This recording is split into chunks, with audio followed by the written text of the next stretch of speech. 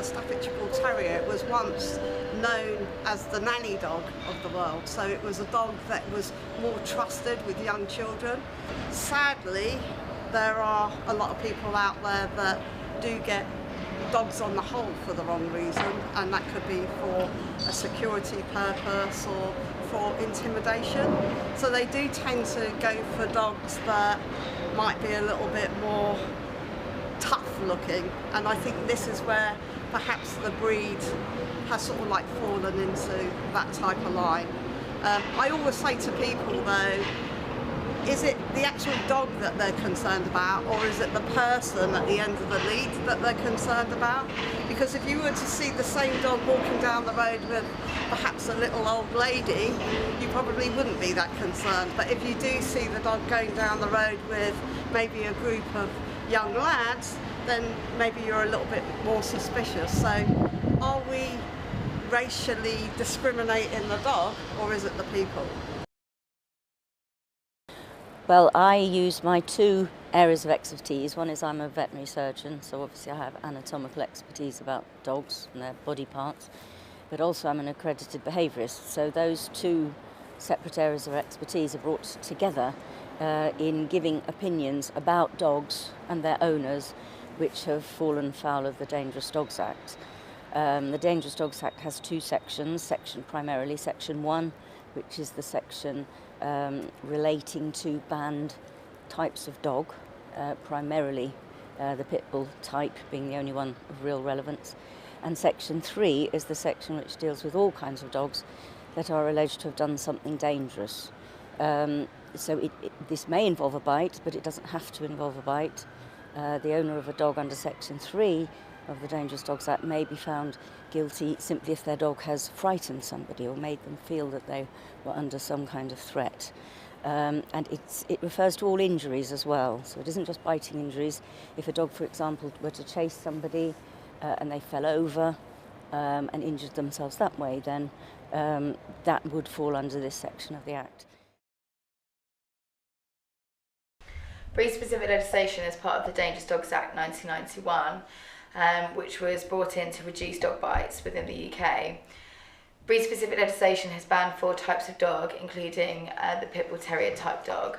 However, these dogs don't have to be purebred dogs, they can be crossbreeds, which is what we are seeing, such as these guys, which are short-coated, musty mongrels. The Pit Bull Terrier type has a particular standard which is used from the American Dog Breeders Association, which is based on a paper written in 1977 as a show standard, and that's what they use to identify Pit Bull Terrier type dogs.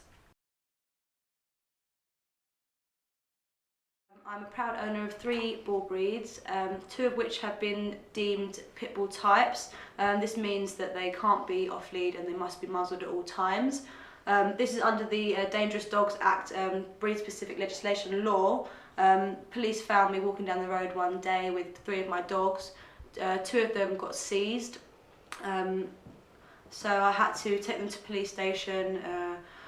They wouldn't tell me where they were going, they wouldn't tell me anything about what was happening. They just told me that my dogs were dangerous and they had to be taken away to be evaluated and assessed. So basically they didn't really care that my dogs were sitting in a kennel for 6 months due to their negligence. I didn't know anything about what was going on. No one told me how they were or if they were being cared for. And yeah, I was petrified and I was really worried about my dogs.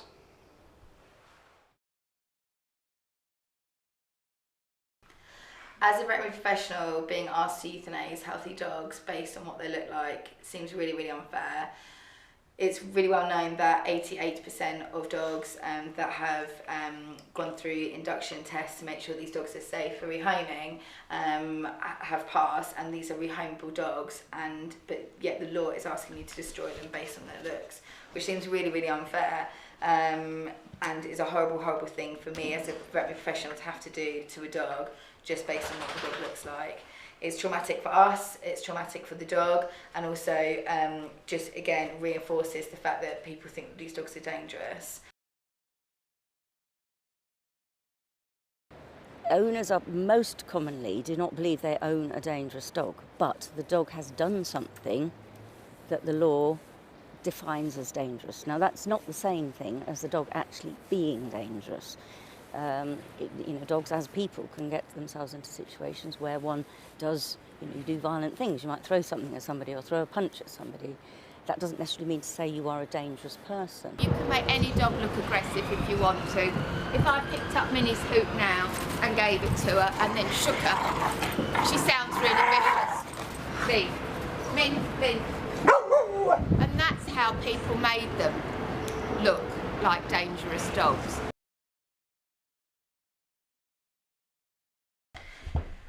Breed-specific legislation has lots of flaws, including that it costs the taxpayer thousands and thousands of pounds every single year to enforce.